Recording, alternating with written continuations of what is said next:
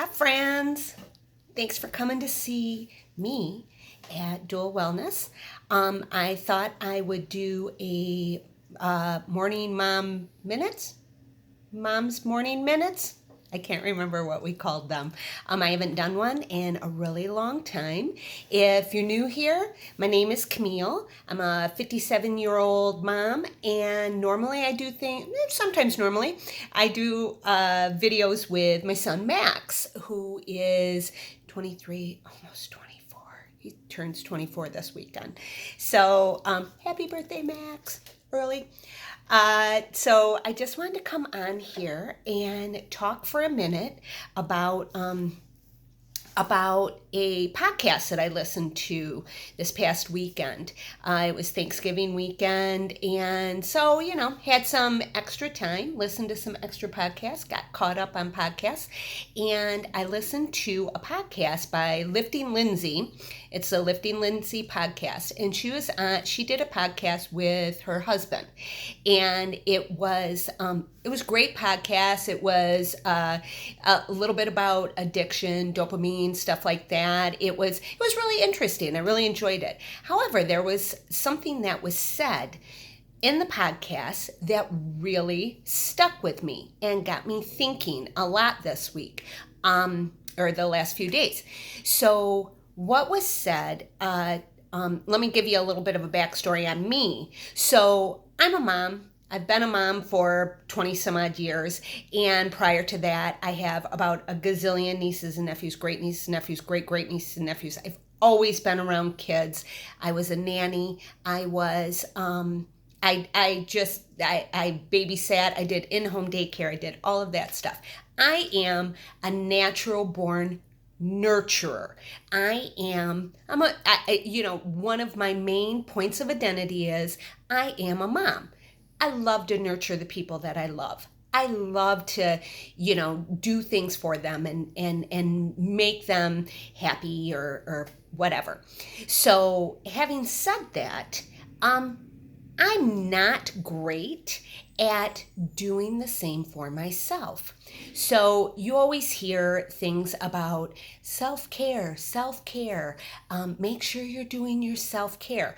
I have always struggled with this because I don't know what the heck my self-care is. What is self-care to me? Some people have self-care by going and getting massages and stuff like that. Massages kind of stress me out.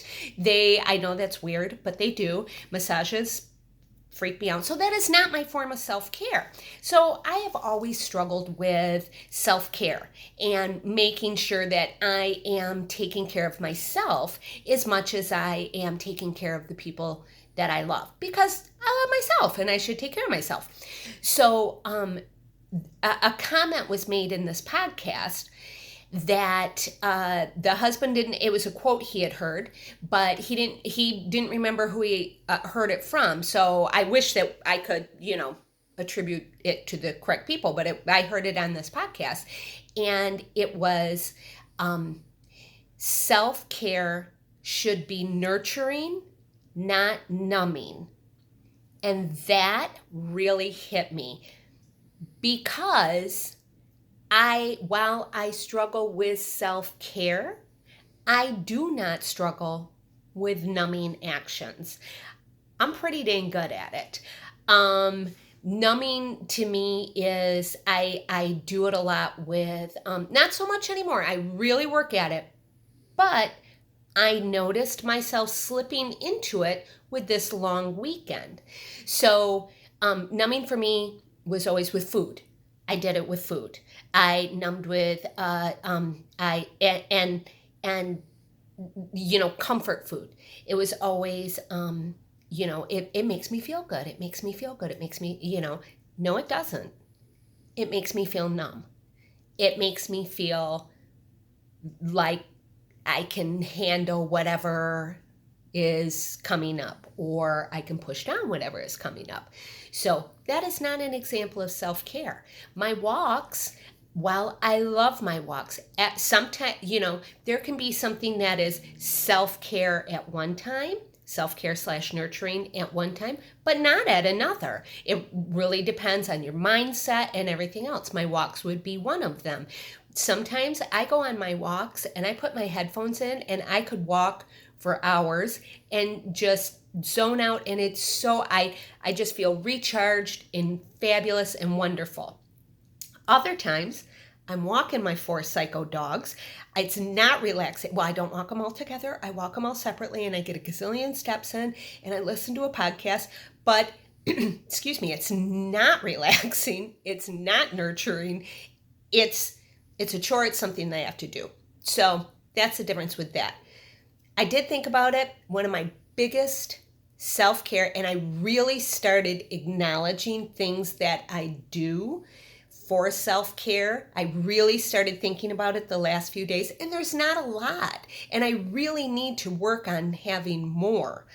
But one of the things that I do for that is super nurturing for myself is I take really long baths that are really awesome, and I put a ton of Epsom salts in and some bubble bath, and I get in and I read my book.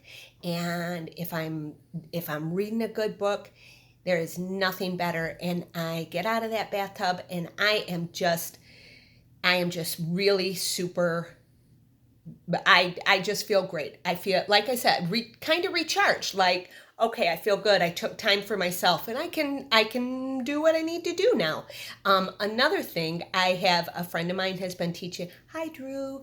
A friend of mine has been teaching a yoga class, and every Monday night for some of us at my one of my jobs, and it has been. I struggle in my head every time to get there, but after, when I leave, when I'm driving home, I am so relaxed, such a noodle.